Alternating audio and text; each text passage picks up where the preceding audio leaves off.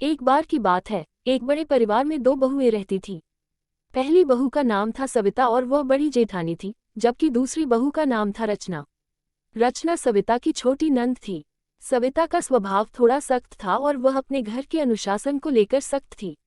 दूसरी ओर रचना बहुत ही चंचल और मस्तीखोर थी। रचना को बचपन से ही कार्टून देखना और कहानियां सुनना बहुत पसंद था। वह अक्सर सविता को तंग करने के लिए नई नई कार्टून कहानियां बनाती और घर के बच्चों को सुनाती थी। सविता को यह बिल्कुल पसंद नहीं था कि रचना घर के काम छोड़कर बच्चों के साथ मस्ती करती रहे। एक दिन रचना ने एक बहुत ही मजेदार कार्टून कहानी बनाई। कहानी में एक शेर और एक चूहे की दोस्ती दिखाई गई थी, जिसमें शेर अपनी सख्ती के बावजूद चूहे से हंसता और खेलता था। बच्चों ने इस कहानी को बहुत पसंद किया और जोर जोर से हंसने लगे। सविता ने देखा कि सभी बच्चे बहुत खुश हैं और रचना उनके साथ मजे कर रही है।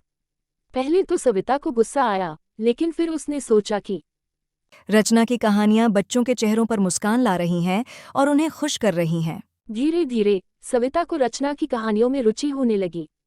वह भी बच्चों के साथ बैठकर कहानियां सुनने लगी। एक दिन रचना ने एक कहानी सुनाई जिसमें एक सख्त जेठानी और उसकी छोटी नंद की दोस्ती दिखाई गई थी। ये कहानी सविता और रचना की ही कहानी थी। सविता ने कहानी सुनते हुए अपनी सख्ती और रचना की मस्ती में छिपी मासूमियत को समझा।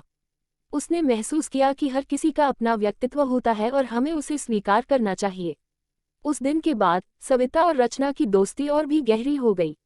सविता ने रचना की कहानियों की सराहना करना शुरू कर दिया और दोनों ने मिलकर बच्चों के लिए नई नई कहानियां बनानी शुरू कर दी। इस तरह सविता और रचना ने अपनी अपनी भूमिका को समझा और एक दूसरे के साथ अच्छी तरह से निभाना सीखा। उनके घर में अब हमेशा खुशी और हंसी का माहौल रहता था।